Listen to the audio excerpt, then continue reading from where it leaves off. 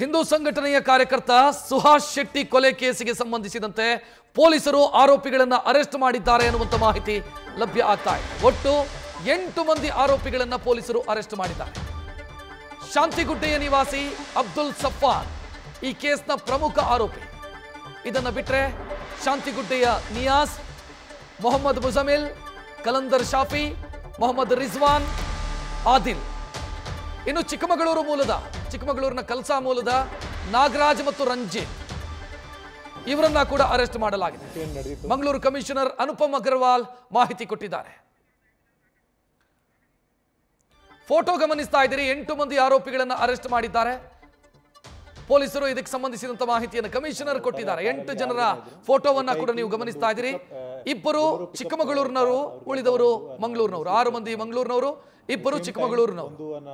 Swift ಕಾರಲ್ಲಿ ಕೂಡ ಬಂದು ಕೆಲವು ಜನ ಅವ್ರ ಮೇಲೆ ನುಗ್ಗಿ ಅವ್ರ ಮೇಲೆ ಹಲ್ಲೆ ಮಾಡಲಿಕ್ಕೆ ಪ್ರಯತ್ನ ಮಾಡಿದರು.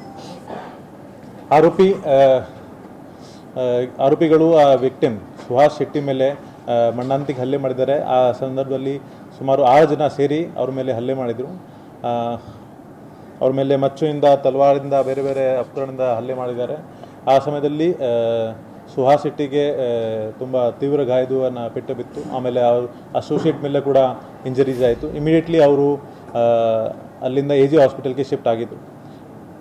ಸ್ಥಳೀಯ ಪೊಲೀಸ್ಗೆ ಇದು ಮಾಹಿತಿ ಸಿಕ್ಕಿದ ನಂತರ ಇಮಿಡಿಯೇಟ್ಲಿ ನಾವು ಸ್ಥಳಕ್ಕೆ ಭೇಟಿ ಕೊಟ್ಟು ಪರಿಶೀಲನೆ ಮಾಡಿದ್ದೀವಿ. ಇಮಿಡಿಯೇಟ್ಲಿ AG ಹಾಸ್ಪಿಟಲ್ಗೆ ನಮ್ಮ ಟೀಮ್ ಅವರು ಅಲ್ಲಿ ವಿಸಿಟ್ ಮಾಡಿದ್ದಾರೆ. AG ಹಾಸ್ಪಿಟಲಲ್ಲಿ ಸುಹಾಸ್ ಶೆಟ್ಟಿಗೆ ಅದು ಬಚಾವ್ ಮಾಡಲಿಕ್ಕೆ ಪ್ರಯತ್ನ ಮಾಡಿದ್ದಾರೆ. ಆದರೆ ಸುಮಾರು 15-20 ನಿಮಿಷ ನಂತರ ಹಿ ವಾಸ್ ಡಿಕ್ಲೇರ್ಡ್ ಡೆಡ್. ನಂತರ ಈ ಕೇಸ್ದು ನಾವು ಬಜ್ಪೆ ಪೊಲೀಸ್ ಸ್ಟೇಷನ್ನಲ್ಲಿ ಕೇಸ್ ರಿಜಿಸ್ಟರ್ ಮಾಡಿಕೊಂಡು ಆ ಕೇಸ್ದು ಮುಂದಿನ ತನಿಖೆ ಪ್ರಾರಂಭ ಮಾಡಿದ್ದೀವಿ. ಆವಾಗಲೇ ತಮ್ಮೆಲ್ಲರಿಗೆ ಗೊತ್ತಿರೋ ಹಾಗೆ 1-2 ವಿಡಿಯೋಗಳು ವೈರಲ್ ಆಗಿತ್ತು. ಅದರಲ್ಲಿ ಆರೋಪಿಗಳು ಸುಹಾಸ್ ಶೆಟ್ಟಿ ಮೇಲೆ ಮರಣಾಂತಿಕ ಹಲ್ಲೆ ಮಾಡ್ತಾಯಿದ್ರು. ಸೊ ಆ ವಿಡಿಯೋಗಳದ್ದು ನಾವು ಫೊರೆನ್ಸಿಕ್ ಅನಾಲಿಸಿಸ್ ಮಾಡಿ ಅದರಲ್ಲಿ ಯಾರ್ಯಾರು ವಿಸಿಬಲ್ ಇದ್ದರು ಅವ್ರದ್ದು ಹೆಸರುಗಳು ಐಡೆಂಟಿಫೈ ಮಾಡಿದ್ದೀವಿ. ನಂತರ ನಮ್ಮ ತಂಡಗಳು ಅವರೆಲ್ಲರದ್ದು ಐಡೆಂಟಿಫಿಕೇಷನ್ ಮಾಡಿ ಅವ್ರಿಗೆ ಹಿಡಿಗೆ ಪ್ರಯತ್ನ ಮಾಡಿದ್ದಾರೆ. ನಿನ್ನೆ ರಾತ್ರಿ ನಾವು ಈ ಕೇಸ್ ಸಂಬಂಧಪಟ್ಟ 8 ಜನಕ್ಕೆ ದಸ್ತಗಿರಿ ಮಾಡಿದ್ದೀವಿ. ಈ ಕೇಸಲ್ಲಿ ಮೊದಲೇ ಆರೋಪಿ ಅಬ್ದುಲ್ ಸಫ್ವಾನ್, ಇವರು ಮುಖ್ಯವಾಗಿ ಶಾಂತಿಗುಡ್ಡೆ ವಿಲೇಜಿಂದ. ಅಬ್ದುಲ್ ಸಫಾನ್ ಮೇಲೆ 2023 ಒಂದು ಮರಣಾಂತಿಕ ಹಲ್ಲೆ ಆಗ್ತದೆ. ಆವಾಗ ಧನ್ರಾಜ್ ಮತ್ತು ಪುನೀತ್ ಮತ್ತು ಪ್ರಶಾಂತ್ ಅಂತವರು ಹಲ್ಲೆ ಮಾಡಿ ಅವ್ರಿಗೆ ಗಾಯ ಮಾಡ್ತಾರೆ. ಸೊ ಸೂರತ್ಕಲ್ಲಲ್ಲಿ 2023 ಒಂದು ಕೇಸ್ ದಾಖಲಾಗ್ತದೆ. ಪ್ರಶಾಂತ್ ಮತ್ತು ಧನ್ರಾಜ್ ಇವರು ಸುಹಾಸ್ ಶೆಟ್ಟಿದು ಸ್ನೇಹಿತರುಗಳು. ಸೊ ನಂತರ ಇವರು ಎಲ್ಲ ಜೈಲಿಗೆ ಹೋಗ್ತಾರೆ. ಆದ ನಂತರ ಕೆಲವು ಕಾರಣದಿಂದ ಸಫ್ವಾನ್ ಅಂದ್ಕೊಂಡಿದ್ದು ದಟ್ ಸುಹಾಸ್ ಶೆಟ್ಟಿ ಒಂದು ದಿವಸ ಅವ್ರಿಗೆ ಕೊಲೆ ಮಾಡ್ತಾನೆ ಅಂತ. ಸೊ ಈ ವಿಷಯ ಅವರು ತಮ್ಮ ಸ್ನೇಹಿತರು ಮುಜಮಿಲ್ ಜೊತೆಗೆ ಚರ್ಚೆ ಮಾಡ್ತಾನೆ ಮತ್ತು ನಿಯಾಜ್ ಜೊತೆಗೆ ಚರ್ಚೆ ಮಾಡ್ತಾನೆ. ಈ ಮುಜಾಮಿಲ್ ಮತ್ತು ನಿಯಾಜ್ ಕೂಡ ಸ್ಥಳೀಯ ನಿವಾಸಿಗಳು. ಸೊ ಇವರು ಚರ್ಚೆ ಮಾಡುವಾಗ ಒಬ್ಬ ಅವರು ನೋನ್ ಮಂದಿ ಮುಖಾಂತರ ಒಬ್ಬ ಆದಿಲ್ ಮೆಹರೂಫ್ಗೆ ಭೇಟಿ ಮಾಡ್ತಾರೆ. Adil Mehroof is younger brother of Fazil. ಅವ್ರದ್ದು 2022 ಅಲ್ಲಿ ಕೊಲೆ ಆಗಿತ್ತು. ಸೊ ಕೊಲೆದು ಮುಖ್ಯ ಆರೋಪಿ ಸುಹಾಸ್ ಶೆಟ್ಟಿ ಆ ಪ್ರಕರಣದಲ್ಲಿ 1 ವರ್ಷ ಜೈಲಲ್ಲಿದ್ದರು. ನಂತರ ಕಳೆದ ವರ್ಷ ಜೈಲಿಂದ ಆಚೆ ಬಂದಿದ್ದರು. ಸೊ ಆದಿಲ್ ಜೊತೆ ಮಾತಾಡಿಕೊಂಡು ಅವರು ಅವ್ರಿಗೆ ಫಿನಿಶ್ ಮಾಡಲಿಕ್ಕೆ ಒಂದು ಸ್ಕೆಚ್ ಹಾಕ್ತಾರೆ. ಆ ಸಮಯದಲ್ಲಿ ಒಟ್ಟಾರೆ ಒಂದು 5 ಲಕ್ಷದ ಮಾತುಗಳು ಆಗ್ತದೆ. 3 ಲಕ್ಷ ಆದಿಲ್ ಇವರಿಗೆ ಅಡ್ವಾನ್ಸ್ ಕೊಡ್ತಾರೆ. ನಂತರ ಇವರು ತಮ್ಮ ಟೀಮ್ ಫಾರ್ಮೇಷನ್ ಸ್ಟಾರ್ಟ್ ಮಾಡ್ತಾರೆ. ಅದರಲ್ಲಿ ಮುಖ್ಯವಾಗಿ ಅಬ್ದುಲ್ ಸಫ್ವಾನ್, ಮೊಹಮ್ಮದ್ ನಿಯಾಜ್, ಮೊಹಮ್ಮದ್ ಮುಜಾಮಿಲ್ ಮತ್ತು ಕಲಂದರ್ ಶಫಿ ಮತ್ತು ನಿಯಾಜ್ದು 2 ಸ್ನೇಹಿತರುಗಳು ಕಲಸ ಚಿಕ್ಕಮಗಳೂರಲ್ಲಿ ವಾಸ ಮಾಡ್ತಾಯಿದ್ರು. ರಂಜಿತ್ ಮತ್ತು ನಾಗರಾಜ್ ಅವರಿಗೆ ಕೂಡ ಅವರು ಕರೀತಾರೆ. 15 ದಿವಸ ಹಿಂದೆ ನಾಗರಾಜ್ ಮತ್ತು ರಂಜಿತ್ ಕೂಡ ಬಂದು ಸಫಾನ್ ಮನೆಯಲ್ಲಿ ವಾಸ ಮಾಡಿದ್ದಾರೆ. ನಂತರ ಇವರು ಸ್ವಲ್ಪ ಇವರಿಗೆ ಫಾಲೋಅಪ್ ಮಾಡಿದ್ದಾರೆ. ಈ ಕೃತ್ಯದಲ್ಲಿ ಅವರಿಗೆ ಮತ್ತೊಮ್ಮೆ ಸರಿ ರಿಜ್ವಾನಿಂದ ಕೂಡ ಸಹಯೋಗ ಸಿಕ್ಕಿದೆ ಮತ್ತು ಕೆಲವರು ಅವ್ರಿಗೆ ಇನ್ಫಾರ್ಮೇಷನ್ ಕೊಟ್ಟಿದ್ದಾರೆ ಅವ್ರದ್ದು ಮೂಮೆಂಟ್ ಬಗ್ಗೆ. ಸೊ ಇದಕ್ಕಿಂತ 2 ಟೈಮ್ ಮುಂಚೆ ಕೂಡ ಅವ್ರ ಮೇಲೆ ಅಟೆಂಪ್ಟ್ ಮಾಡಲಿಕ್ಕೆ ಪ್ರಯತ್ನ ಮಾಡಿದ್ರು. ಆದರೆ ಅದು ಸಕ್ಸಸ್ಫುಲ್ ಆಗಲಿಲ್ಲ. ಮೊನ್ನೆ ಅವ್ರದ್ದು ಎಕ್ಸಾಕ್ಟ್ ಮೂಮೆಂಟ್ ಸಫಾನ್ ತಂಡಕ್ಕೆ ಗೊತ್ತಾಗುತ್ತೆ. ಆವಾಗ ಇಮಿಡಿಯೇಟ್ಲಿ ಅವರು 2 ವೆಹಿಕಲಲ್ಲಿ ಈ ಕೃತ್ಯಕ್ಕೋಸ್ಕರ ಅವರು ಆ್ಯಕ್ಚುಲಿ 2 ವೆಹಿಕಲ್ಸ್ ಹೈರ್ ಮಾಡಿದರು. ಒಂದು ಬೊಲೆರೋ ಪಿಕಪ್ ವೆಹಿಕಲ್, ಒಂದು ಸ್ವಿಫ್ಟ್. ಸೊ 2 ವೆಹಿಕಲಲ್ಲಿ ಎತ್ತುಕೊಂಡು 7 ಜನ ಅವ್ರಿಗೆ ಚೇಸ್ ಮಾಡ್ತಾರೆ. ಮತ್ತು ಒಂದು ರೈಟ್ ಲೊಕೇಶನಲ್ಲಿ ಮೊದಲೇ ಬೊಲೆರೋ ಪಿಕಪ್ಪಿಂದ ಅಡ್ಡ ಹಾಕಿ ಆಮೇಲೆ ಸ್ವಿಫ್ಟಿಂದ ಹಲ್ಲೆ ಮಾಡಿ ಆ ಸ್ಥಳದಲ್ಲಿ ಅವ್ರಿಗೆ ಒಂದು ಸಾಯಿಸಲಿಕ್ಕೆ ಪ್ರಯತ್ನ ಮಾಡಿದ್ದಾರೆ. ಸೊ ಅದಕ್ಕಾಗಿ 8 ಜನಕ್ಕೆ ನಾವೀಗ ಅರೆಸ್ಟ್ ಮಾಡಿದ್ದೀವಿ.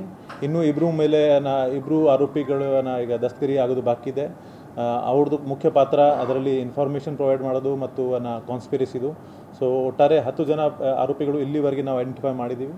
ಮುಂದಿನ ತನಿಖೆ ಈಗ ಕಂಟಿನ್ಯೂ ಆಗ್ತಾ ಇದೆ.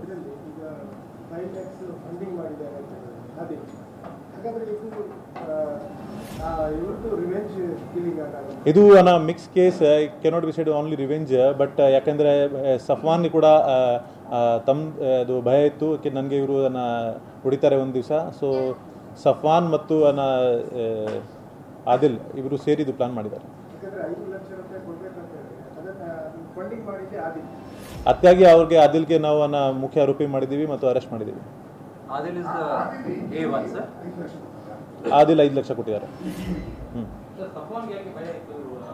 2023 ಪ್ರಶಾಂತ್, ರಣಜಿತ್ ಸೇರಿ ಇವ್ರ ಮೇಲೆ ಹಲ್ಲೆ ಮಾಡಿದರು. ಪ್ರಶಾಂತ್ ಇವ್ರದ್ದು ಫ್ರೆಂಡ್ ಆಫ್ ಸುಹಾಸ್ ಶೆಟ್ಟಿ. ಮತ್ತು ಜೈಲಿಂದ ಆಚೆ ಬಂದ ನಂತರ ಪ್ರಶಾಂತ್ ಸುಹಾಸ್ ಶೆಟ್ಟಿಗೆ ಹೇಳಿದ್ದಾರೆ ದಟ್ ನನಗೆ ಸಫ್ವಾನಿಂದ ಭಯ ಇದೆ, ಯಾಕೆಂದರೆ ನಾನು ಅವ್ರ ಮೇಲೆ ಮಣ್ಣಂತಿಗೆ ಹಲ್ಲೆ ಮಾಡಿದೆ. ಸೊ ಆ ಚರ್ಚೆಗಳು ಸಫ್ವಾನ್ ತನಕ ರೀಚ್ ಆಗಿತ್ತು. ಮಧ್ಯದಲ್ಲಿ both parties are thinking that ಒಬ್ರೊಬ್ರಿಗೆ ಅಟ್ಯಾಕ್ ಮಾಡ್ಬೋದು. ಸೊ ಅದಕ್ಕಾಗಿ ಈ ರೀತಿ ಇದು ಘಟನೆಗಳು ನಡೆದು. ಆ ಬುರ್ಕಾದಾರಿ ಮಹಿಳೆಗಳಿಗೆ ನಾವು ಐಡೆಂಟಿಫಿಕೇಶನ್ ಮಾಡಿದ್ದೀವಿ. ಅವರು ನಿಯಾಜ್ದು ರಿಲೇಟಿವ್ಸ್. ಸೊ ಆವಾಗ ಅಕ್ಯೂಸ್ ಸ್ಟೇಟ್ಮೆಂಟ್ ಪ್ರಕಾರ ಅಲ್ಲಿ ಅವರು ಯಾವುದು ಕೆಲಸಕ್ಕೆ ಬಂದಿದ್ದರು, ಅವ್ರಿಗೆ ನಾವು ಈಗ ಮುಂದಿನ ತನಿಖೆ ಕರಿತೀವಿ. ಸದ್ಯಕ್ಕೆ ಇಲ್ಲಿವರೆಗೆ ಅವ್ರದ್ದು ಸಂಘಟನೆ ಜೊತೆಗೆ ಅಸೋಸಿಯೇಷನ್ ಬಗ್ಗೆ ಮಾಹಿತಿ ಇಲ್ಲ. ಆದರೆ ನಾವು ಅವ್ರದ್ದು ಸೋಷಿಯಲ್ ಮೀಡಿಯಾ ಮತ್ತು ಬೇರೆ ಬೇರೆ ಡೀಟೇಲ್ಸ್ ಕಲೆಕ್ಟ್ ಮಾಡಿ ವೆರಿಫೈ ಮಾಡ್ತೀವಿ. ಆದರೆ ಇಲ್ಲಿವರೆಗೆ ಅವೈಲೇಬಲ್ ಮಾಹಿತಿ ಪ್ರಕಾರ ಅವ್ರದ್ದು ಕನೆಕ್ಷನ್ ಈಗ ಇನ್ನೂ ಮುಂದೆ ಬರ್ತಾ ಇಲ್ಲ. ಅವರು ರಂಜಿತ್ ಮತ್ತು ನಾಗರಾಜ್ ಈ ಕೆಲಸಕ್ಕೋಸ್ಕರ ಅವ್ರ ಜೊತೆಗೆ ಬಂದಿದ್ರು. ಸ್ಪಾಟಲ್ಲಿ ಇರೋದು ಎಲ್ಲ 7 ಜನ ಅರೆಸ್ಟ್ ಆಗಿದ್ದಾರೆ. ನಿಯಾಜ್ ಪರಿಚಯ ಅವರು.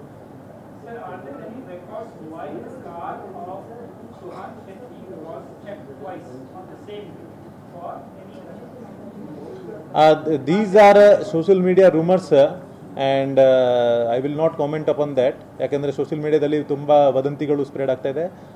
ಆ ಸಂಬಂಧಪಟ್ಟ ಕೆಲವು ಕೇಸಸ್ ಕೂಡ ದಾಖಲು ಮಾಡಿದ್ದೀವಿ. ಆದರೆ ರೌಡಿ ಶೀಟರ್ಸ್ಗೆ ಸಾಮಾನ್ಯವಾಗಿ ಪೊಲೀಸ್ ಇಲಾಖೆಯಲ್ಲಿ ರೆಗ್ಯುಲರ್ ಕರೆದು ವಾರ್ನಿಂಗ್ ಮಾಡೋದು ಒಂದು ಕೆಲಸಗಳು ನಡೀತಾ ಇರ್ತದೆ. And not only Suhas but many other are also warn on time to time. ಅವ್ರ ಮೇಲೆ ನಾವು ಕ್ರಮ ಕೂಡ ತಗೊಳ್ತೀವಿ. ಯಾಕೆಂದರೆ ಅವರು ಕೆಲವು ಆ್ಯಂಟಿ ಸೋಷಿಯಲ್ ಆ್ಯಕ್ಟಿವಿಟೀಸ್ ಮಾಡ್ತಾ ಇರ್ತಾರೆ. ಸೊ ಆ ಕಂಟ್ರೋಲ್ ಮಾಡಲಿಕ್ಕೆ ಅವ್ರಿಗೆ ನಾವು ರೆಗ್ಯುಲರ್ಲಿ ಸ್ಟೇಷನ್ಸಲ್ಲಿ ಕರಿತೀವಿ. ಹೌದು, yes. Not will not say communal but ಆದಿಲ್ದು ಇಂಟೆನ್ಷನ್ ಮತ್ತು ಸಫ್ವಾನ್ದು ಇಂಟೆನ್ಷನ್ ಮ್ಯಾಚ್ ಆಯಿತು and that's why they partnered. ಅಲ್ಲ, ಅಕ್ಯೂಸ್ಗಳು ಅದು ಅವ್ರು ಬಾಡಿಗೆ ಮೇಲೆ ತೊಗೊಂಡಿದ್ದಾರೆ.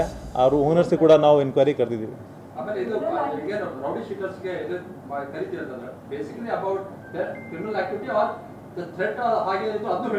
ಕರುವಾಗ ಎಲ್ಲ ರೀತಿಯ ಚರ್ಚೆಗಳು ಆಗ್ತದೆ. ಅವ್ರದ್ದು ಆಕ್ಟಿವಿಟಿ ಬಗ್ಗೆ ಅವ್ರ ಮೇಲೆ ಏನಾದರೂ ನಮಗೆ ಸುದ್ದಿ ಬರುತ್ತೆ ಅದು ಪಾಸ್ ಆನ್ ಮಾಡಲಿಕ್ಕೆ. Because we have to deal with all these activities. ಈಗ ನಾವು ವೆರಿಫೈ ಮಾಡ್ತಾ ಇದ್ದೀವಿ. ಒಂದು ಕಲಂದರ್ ಸಾಫಿ ಮೇಲೆ ಕನ್ಜಂಪ್ಷನ್ ಕೇಸ್ ಇತ್ತು, ಡ್ರಗ್ ಕನ್ಜಂಪ್ಷನ್ ಕೇಸ್. ಇನ್ನೊಬ್ಬನ ಮೇಲೆ ಒಂದು ಡಕ್ಯಾತಿ ಕೇಸ್ ಇದೆ. ಮೊಹಮ್ಮದ್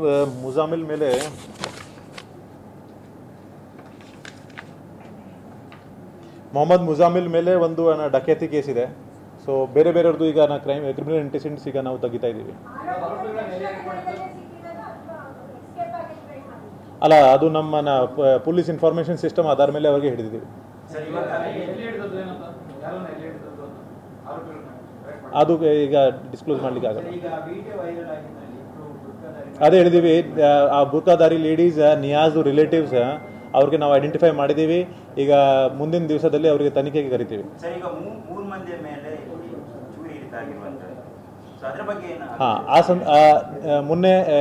ನಿನ್ನೆ ಬೆಳಿಗ್ಗೆ ಕೆಲವು ಕಡೆ ಅಹಿತಕರ ಘಟನೆಗಳು ನಡೆದಿತ್ತು. ಆ ಬಂದ್ ಸಂಬಂಧಪಟ್ಟ ಒಟ್ಟಾರೆ 6 ಕೇಸ್ ದಾಖಲಾಗಿತ್ತು.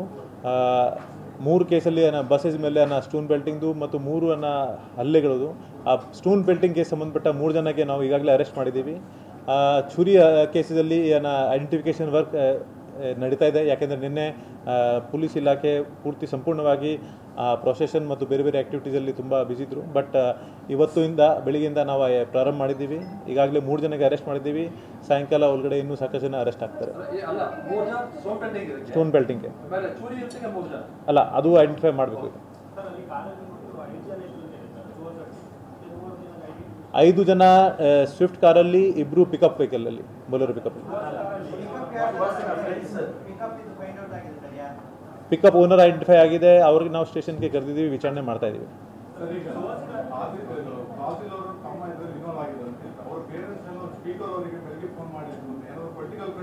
No political pressure. Every criminal pleads innocence. So ಅದರಲ್ಲಿ ಐ ವಿಲ್ ನಾಟ್ ಕಮೆಂಟ್.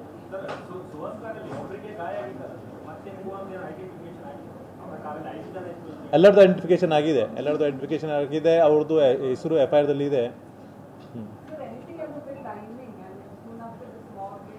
ಇಲ್ಲ, this was there 3rd attempt. So ಅದಕ್ಕಿಂತ ಮುಂಚೆ ಕೂಡ ಅವರು 2 ಟೈಮ್ ಅಟೆಂಪ್ಟ್ ಮಾಡಿದ್ರು. ಆವಾಗ ಇವ್ರದ್ದು ಕೆಲವು ಟೀಮ್ ಮೆಂಬರ್ಸ್ ಆ ಸ್ಪಾಟಲ್ಲಿ ಇರಲಿಲ್ಲ. ಸ್ಪಾಟಿಂದ ತುಂಬ ದೂರ ಇತ್ತು. ಅದಕ್ಕಾಗಿ ಅವ್ರಿಗೆ ಮೊಬಿಲೈಸ್ ಮಾಡಲಿಕ್ಕೆ ಆಗಲಿಲ್ಲ.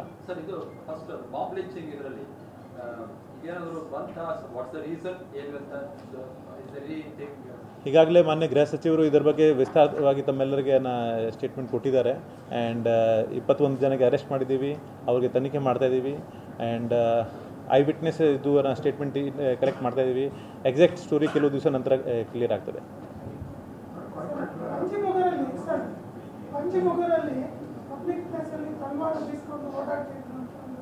ಅದು ಕೂಡ ಕೇಸ್ ದಾಖಲಾಗಿದೆ. ಆಮೇಲೆ ಅವರು ಐಡೆಂಟಿಫಿಕೇಶನ್ ಪ್ರಾಸೆಸ್ ನಡೀತಾ ಇದೆ.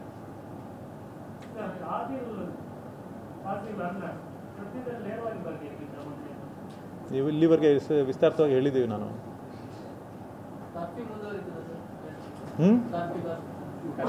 ಕರ್ಫ್ಯೂ ಕೆಲವು ದಿವಸ ಕಂಟಿನ್ಯೂ ಇರುತ್ತೆ.